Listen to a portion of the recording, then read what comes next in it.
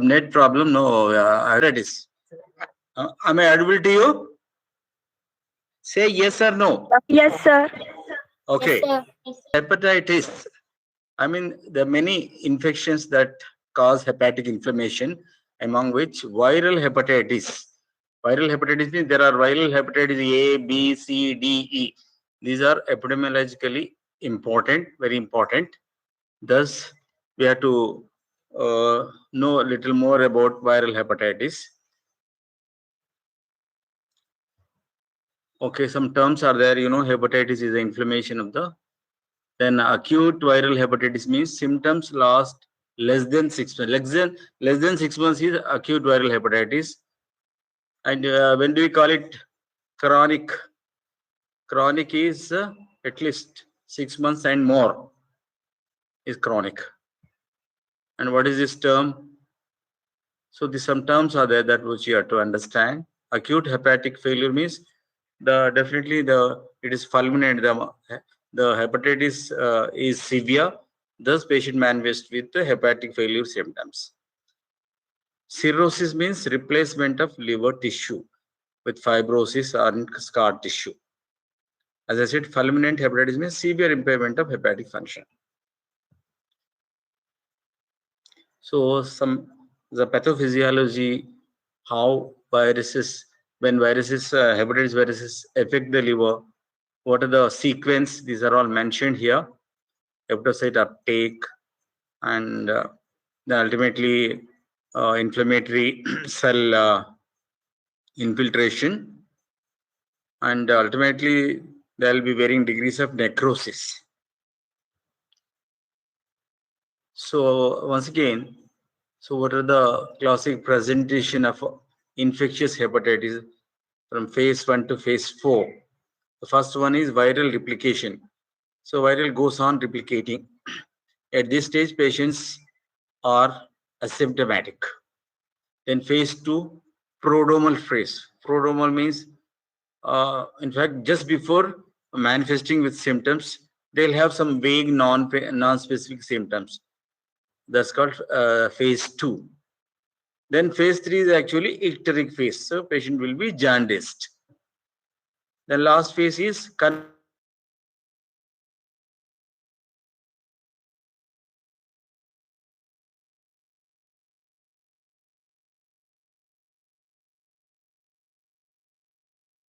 they can be mistaken for some other illness like gastroenteritis, because there won't be jaundice in this stage. The prodromal phase or pre-icteric phase. When icteris occurs, that is icteric phase, so jaundice is there, and patient may note dark urine and pale colored stools. And already there will be gastrointestinal symptoms like nausea, vomiting, malaise, etc. Patient may also develop right hypochondria, right upper quadrant pain. You know why? Because there is a liver enlargement occurs, hepatomegaly. The liver, the capsule is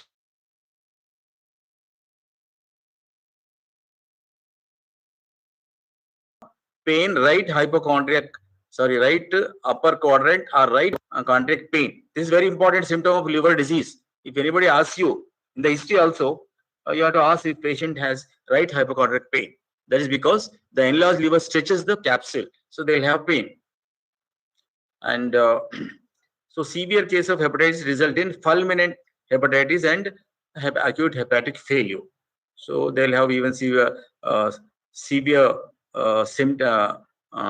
clinical features like hepatic encephalopathy, hepatorenal syndrome. They can have bleeding diathesis. Okay, then what about chronic hepatitis? You know, there are some viral hepatitis which will just cause acute hepatitis only, but some will lead to chronic hepatitis. That is, inflammation will persist beyond 6 months. So that is the case with some viruses like hepatitis B and hepatitis C.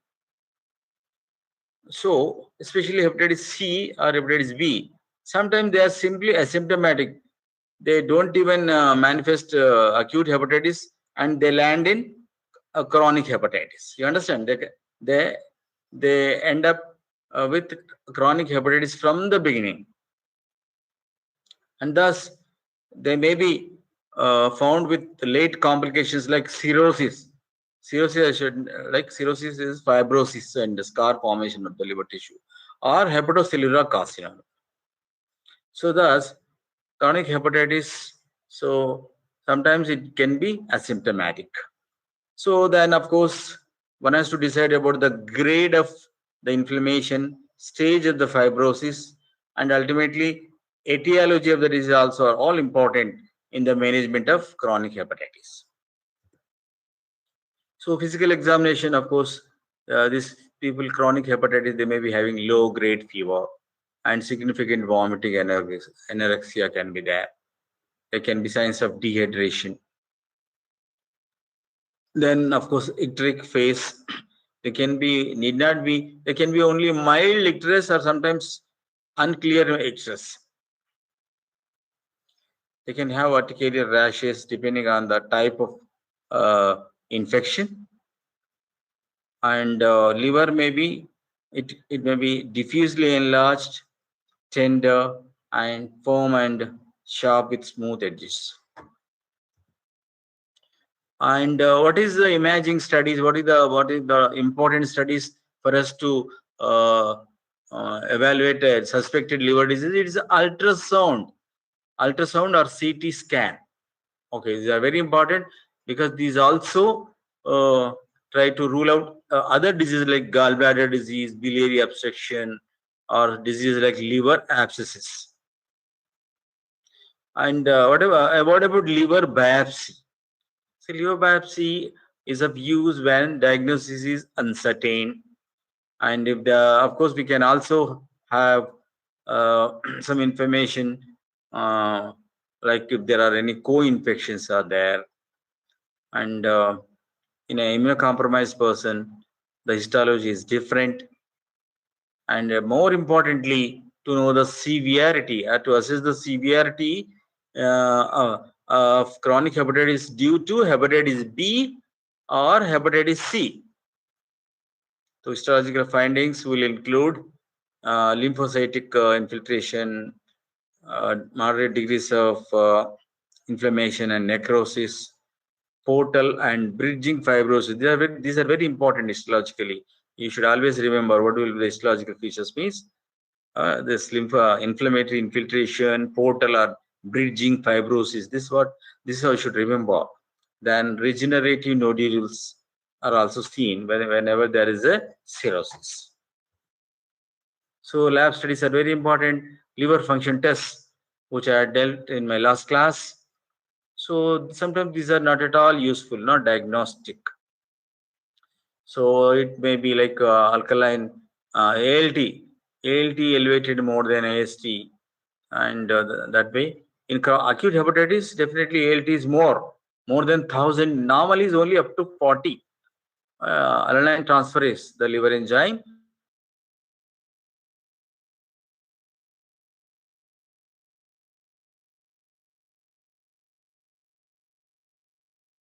like 30, it indicates more severe disease.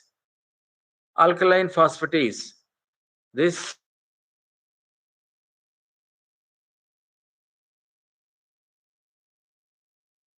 sometimes it may be you may be dealing with small bowel obstruction, sometimes abdominal aneurysms, aortic aneurysms. It may present with abdominal pain, or it may be pancreatitis, cholangitis. In the pediatric, sometimes gastroenteritis, cholecystitis and biliary colic. Intussusception, cholelithiasis, gastritis and peptic ulcer disease. All these are differential diagnoses, but definitely the proper history and physical examination, especially jaundice, should lead you to think of liver disease.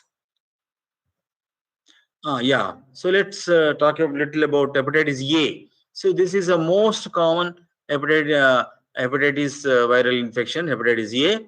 So the transmission is by fecal-oral route, that is consumption of unsafe water, contaminated water and food, all those things. So of course, wherever there is a the hygiene is compromised, definitely there is a risk. Of course, there is a vaccination is there for this. It's usually mild. It's a mild self-limited disease only, and once it occurs, it gives a lifelong immunity. So chronic infection never occurs, almost never occurs. It's very, very rare. The treatment is always supportive. No active treatment for hepatitis A. So diagnosis, serum, serology. These antibodies are very important. Hepatitis A, HAV, hepatitis A virus, IgM, hepatitis A virus, IgG. IgM indicates very acute in the early phase, and by the time it clears, IVG, immunoglobulin G occurs. These are the two antibodies you should remember. IgM in the early phase, acute phase, IgG in chronic phase. Chronic in the sense, once inflammation is over, this will be there lifelong. So in this slide, once again, this slide clearly indicates the time of these antibodies. So incubation period is there. Of course, this is what. Then the symptoms of jaundice, so prodromal, and then the first one is IgM, immunoglobulin M antibodies that appear will be followed by IgG antibody, and immunity lifelong for hepatitis A. So hepatitis C. So C will cause chronic hepatitis, right? So it's a major cause of chronic hepatitis. So mostly it's a parental transmission, parental unit. Okay, like needle stick injury, blood transfusion, IV drug users, they can acquire hepatitis C infection. And thus, of course, ultimately many people will require even liver transplantation. Sometimes nothing, no medications can really cure this. That's what it is. The diagnosis is mainly hepatitis C virus. We call it anti-HCV antibodies. Okay, we always ask for these antibodies to see. But this will take some time. But PCR test can detect the virus itself, viral RNA of hepatitis C virus. So many 80% they can be sometimes asymptomatic only, and they may not develop jaundice. So that's what. In the chronic state, the treatment for this is interferon alpha, ribavirin, pegylated interferons or beta. So the chronic infection, the medical treatment for that. So hepatitis E. Hepatitis E is also important. It is enterically transmitted infection, fecal-oral route. So once again, it is typically self-limited. It doesn't really lead to chronic infection. So mostly it occurs in developing countries.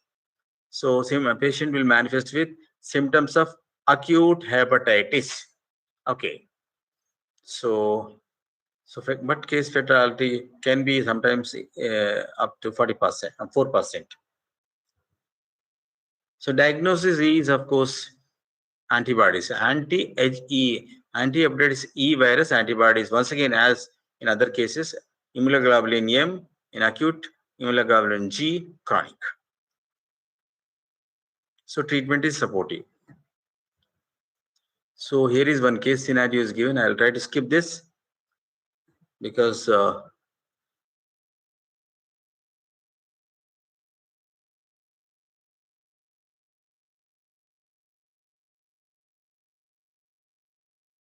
what about hepatitis B and D? So hepatitis is more important hepatitis B vaccine also, because it is most important one. So many across the globe, many people are affected, and there are also chronic hepatitis B. Hepatitis B virus carriers are there, so it can really lead to cirrhosis or hepatocellular carcinoma, and it can cause considerable morbidity and mortality. So who are the people at risk to acquire hepatitis B?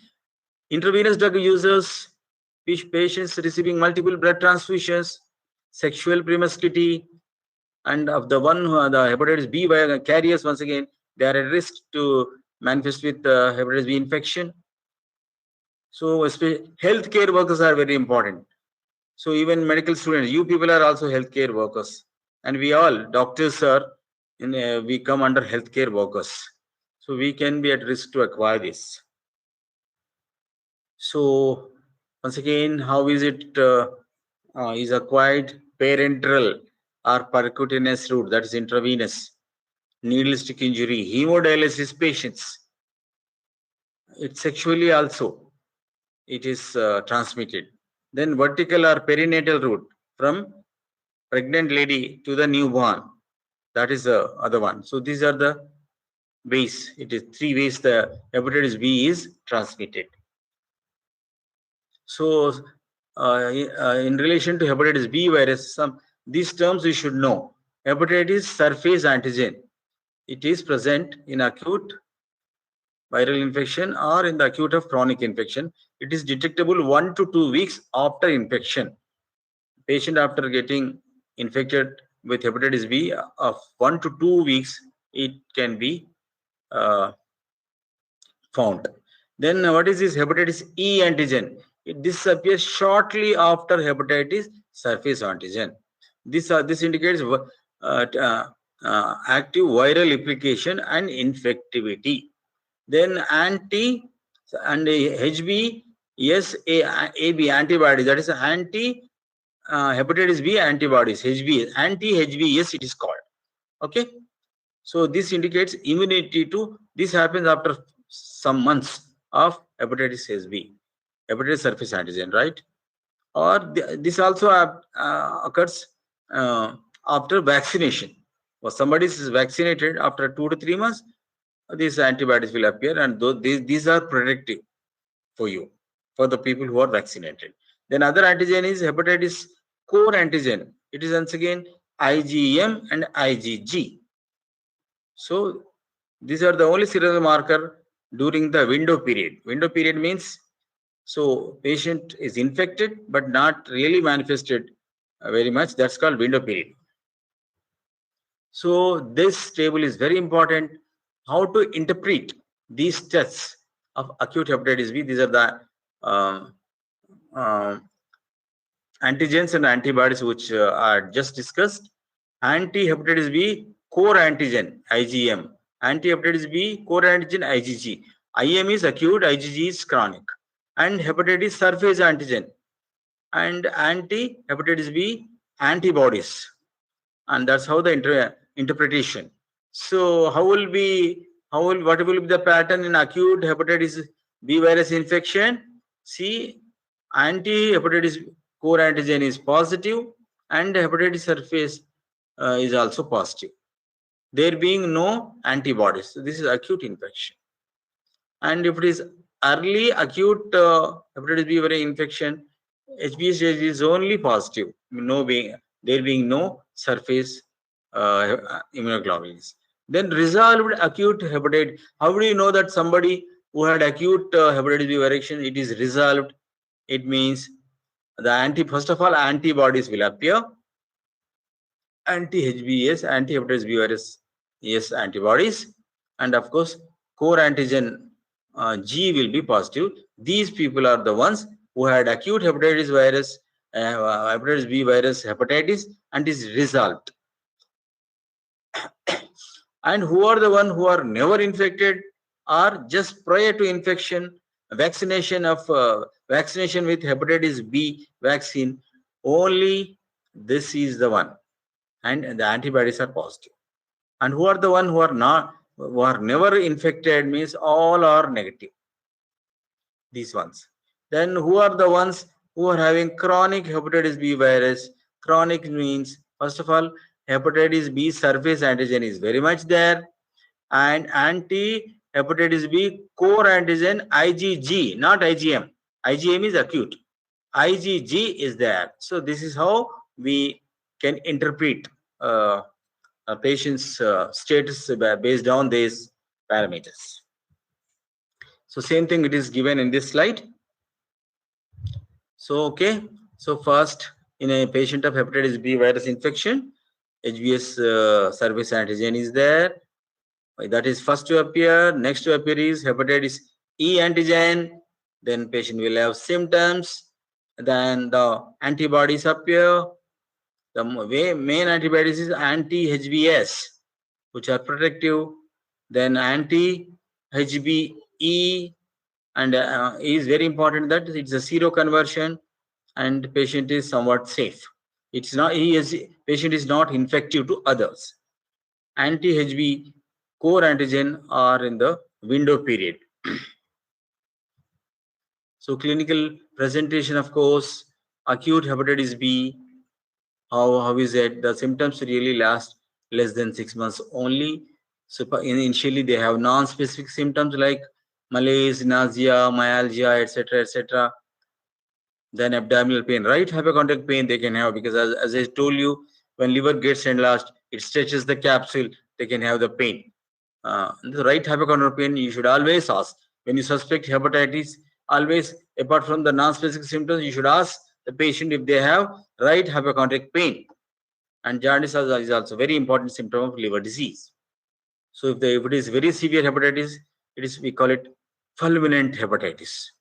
So acute liver failure can occur and patient will be at real morbidity. Then what about chronic hepatitis? I mean, the symptoms last longer than 6 months. So the symptoms they are based on grade, stage, and stage of the liver disease due to chronic hepatitis. And of course, etiology is also important. And fibrosis, necroinflammatory process. So sometimes this can last for longer period, can last for decades, they are mentioning. So there are some varieties. One is called immune tolerant. Immune tolerant in the sense they have developed some immunity to hepatitis B and they can tolerate the infection. Immune tolerant. So thus in them viral normal liver enzymes are there, and thus so this is a seen in children. Those are affected in the early life, they are somewhat okay. Although they have chronic infection, they are somewhat okay. But immune active in the people high liver enzymes and high hepatitis B virus DNA.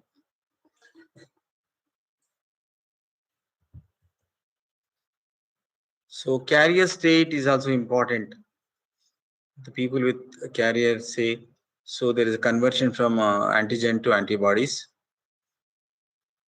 So, but even human carrier also, there is a risk of they can develop cirrhosis, ultimately this hepatocellular carcinoma.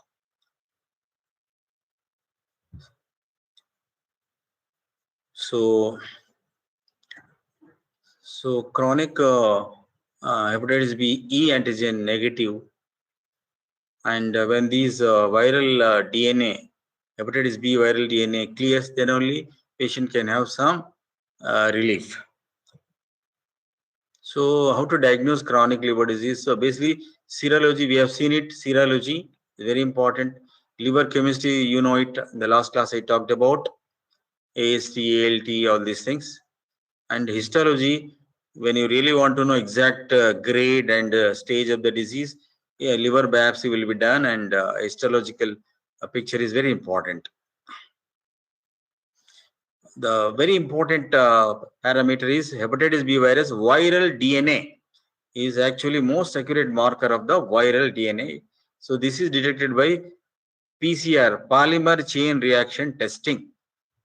But liver biopsy ultimately is very important to determine the grade and stage of the chronic hepatitis. This algorithm talks about somebody who acquired hepatitis B viral infection in childhood and somebody who acquires in adult infection. So in 90% childhood, they'll develop a carrier state, but 10% may clear the virus. So if it clears, it's okay. Otherwise, they develop chronic disease. And among these, about 40% can develop cirrhosis of liver. Cirrhosis, you know it. fibrosis or scarring of the liver. The liver is damaged for once for all. In adult, it's somewhat different. So about 5% can develop chronic hepatitis.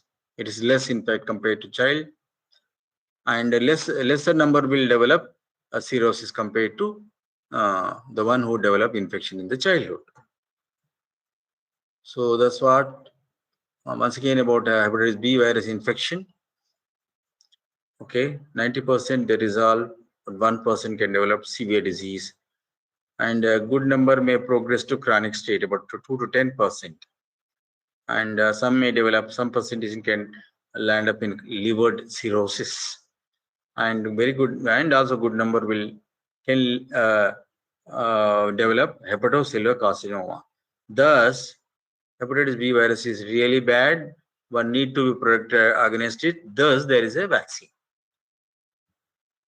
So treatment when patient is suffering chronic hepatitis. In acute hepatitis, no medical treatment for that, only symptomatic supportive treatment. But during chronic, interferon therapy, there interferons are important treatment, especially these pegylated interferons are very effective in treating infection in good number of patients.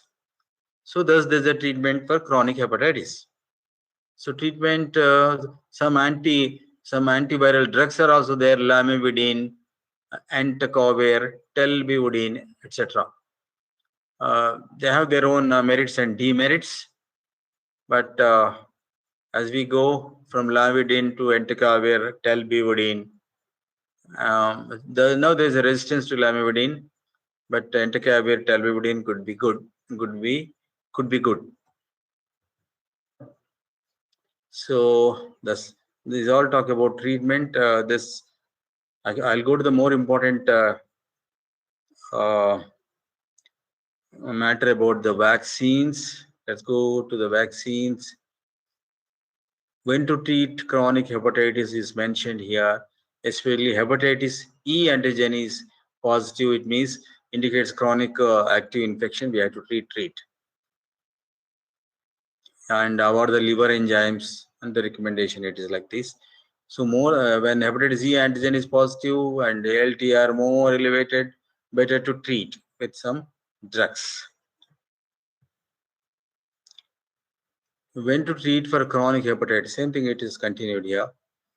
So this is what about hepatitis E test again. I think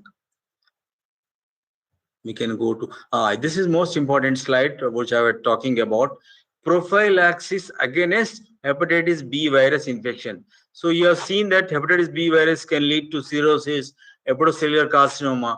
It is all the way important that everybody globally be protected against hepatitis B virus.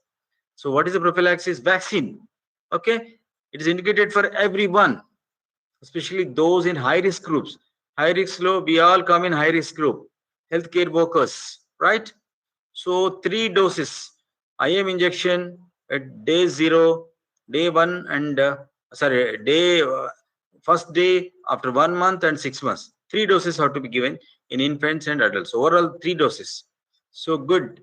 So there will be good response after a 3rd dose. Even the child born to hepatitis virus positive pregnant ladies, pregnant mothers who are positive or who are the known cases of hepatitis B virus. So when they deliver, the child, the newborn has to be given.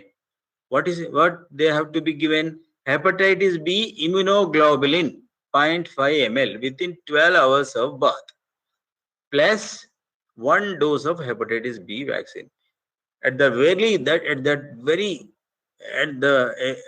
birth itself, these had to be given to protect them, because there's a good chance that when they are born, they might have been a risk of acquiring, because it is transmitted through birth canal when child is born, or through the umbilical cord. This is how it's vertical transmission from mother to child.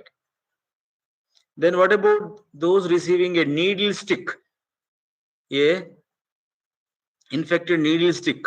They should also have hepatitis B immunoglobulin This dose is mentioned here, 0.04 to 0.7 ml per kg, as well as first dose of vaccine within 48 hours, definitely within first week itself.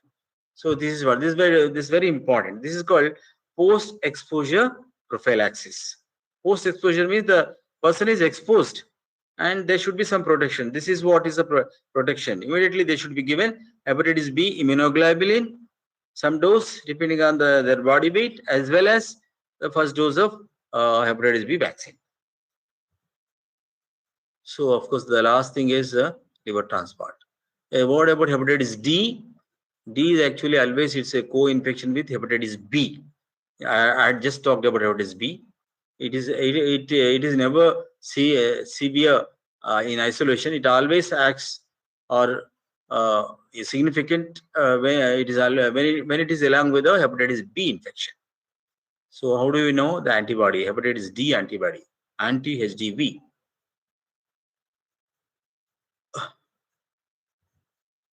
So risk factors same as hepatitis B. So it can be co-infection. So or if it is only R, it can be a super infection. Super infection over hepatitis B carriers. They can present with severe acute hepatitis. When this is also there, when hepatitis D is also there along with hepatitis B, the presentation is severe. The fatality is more.